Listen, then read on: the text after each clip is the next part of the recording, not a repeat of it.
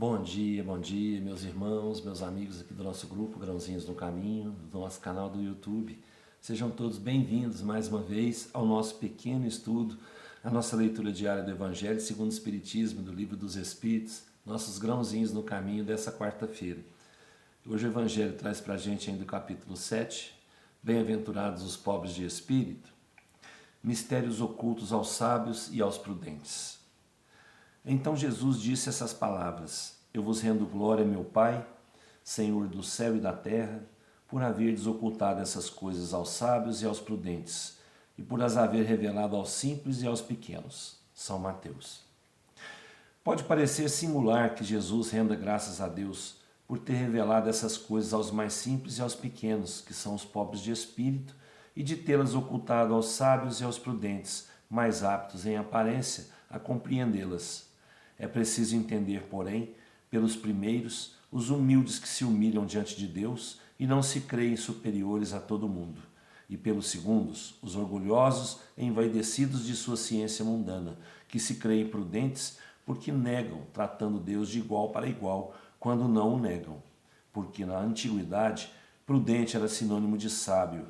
Por isso, Deus lhes deixa a procura dos segredos da terra e revela-os do céu aos mais simples e aos humildes que se inclinam diante dele.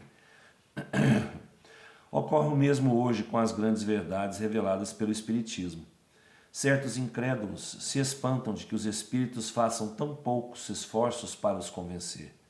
É que esses últimos se ocupam daqueles que procuram a luz de boa fé e com humildade, de preferência àqueles que creem possuir toda a luz e parecem pensar que Deus deveria estar muito feliz em conduzi-los para si, provando-lhes que existe. O poder de Deus brilha nas pequenas como nas grandes coisas. Ele não coloca a luz sobre o alqueire, uma vez que a derrama com abundância por toda parte. Cegos, pois, aqueles que não a veem. Deus não quer lhes abrir os olhos à força, uma vez que lhes apraz tê-los fechados. Sua vez virá, mas é preciso primeiro que sintam as angústias das trevas e reconheçam Deus, e não o acaso, na mão que atinge seu orgulho. Ele emprega para vencer a incredulidade os meios que lhe convêm segundo os indivíduos. Não cabe ao incrédulo prescrever-lhe o que deve fazer e dizer-lhe: se quereis me convencer, é preciso para isso escolher essa ou aquela maneira, tal momento antes que um outro, porque esse momento está na minha conveniência. Que os incrédulos não se espantem, pois, se Deus e os espíritos, que são os agentes da sua vontade, não se submetem às suas exigências. Que se perguntem o que diriam se o último de seus servidores quisesse se impor a eles. Desculpem. Deus impõe suas condições e não se sujeita às deles.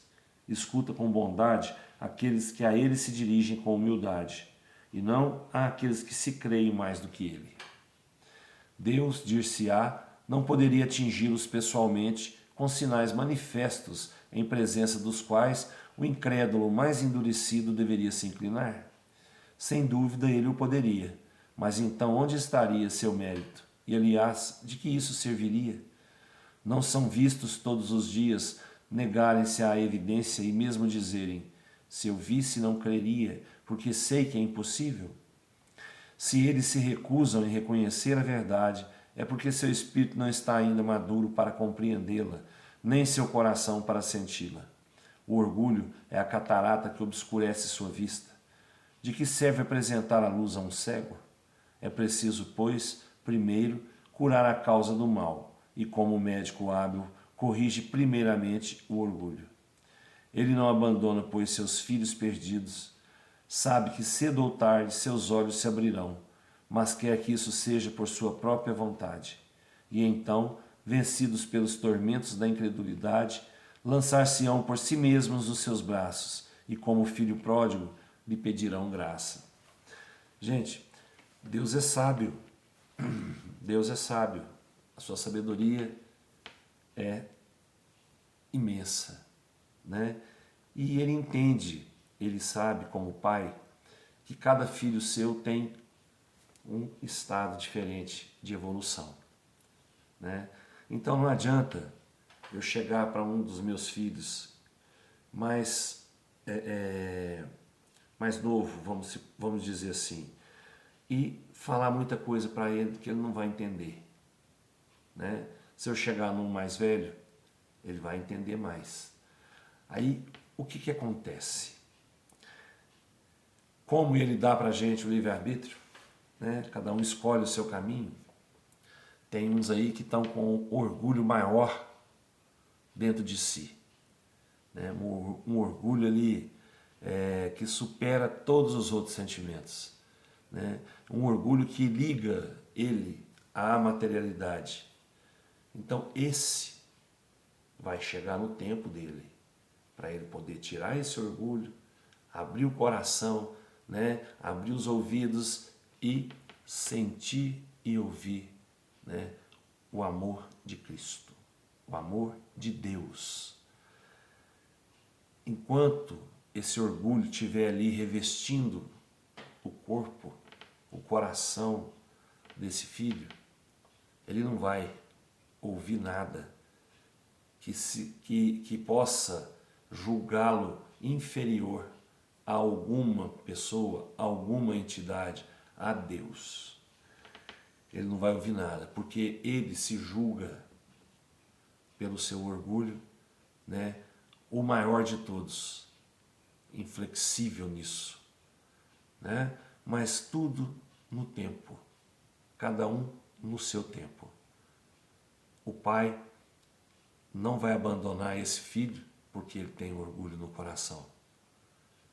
O pai sabe que ele precisa passar ali por essa prova do orgulho para abrandar seu espírito, abrandar seu coração e ele entender que ele não é nada maior do que ninguém, que todos são iguais, né?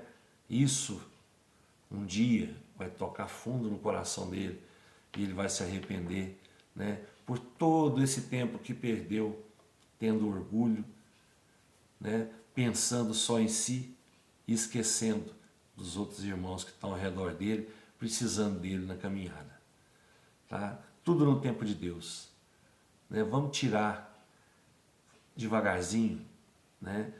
Porque radicalmente é difícil, mas vamos tirar devagarzinho, né? Esses sentimentos que nos prendem tanto à matéria. Vamos esquecer dessa matéria e lembrar, né, que no plano espiritual não tem matéria, tá?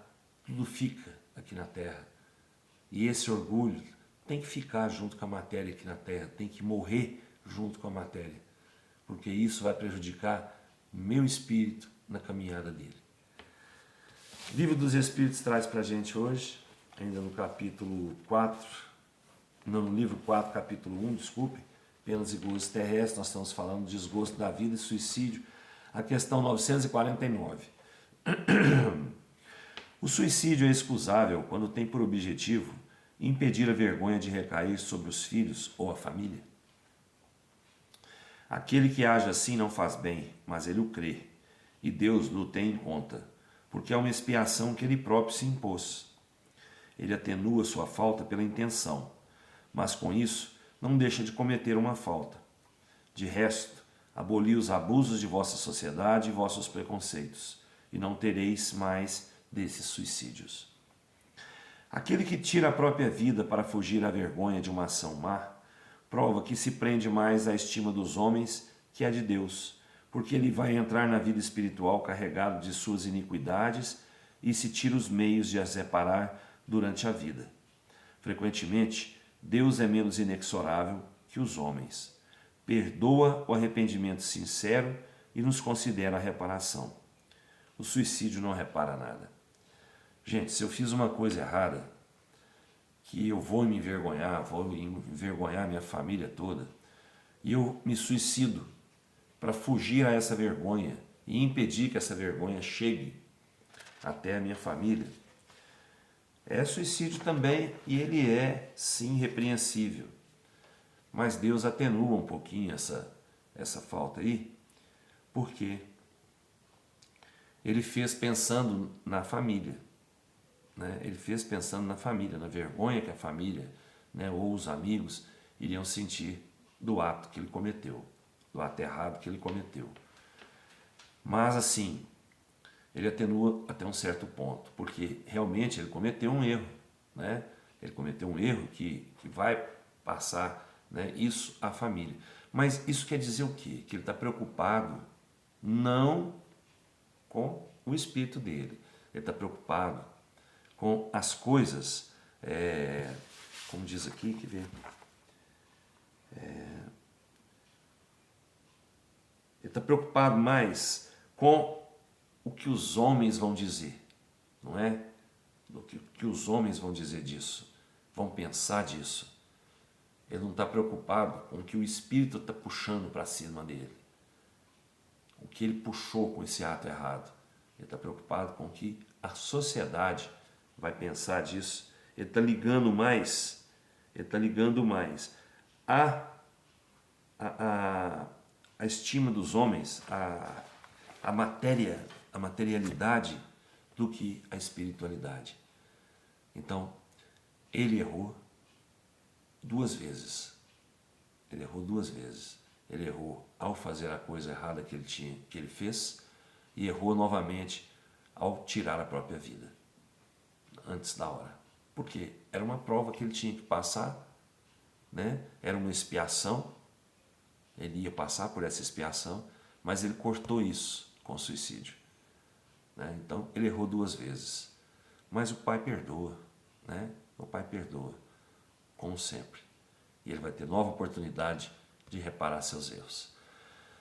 Desejo a todos aí uma ótima quarta-feira, com muita paz, muita luz, muito amor, muita sabedoria, muita saúde para todos nós. Fiquem todos com Deus, até amanhã, se Ele quiser, e eu tenho certeza que Ele quer. Beijo no coração, pessoal.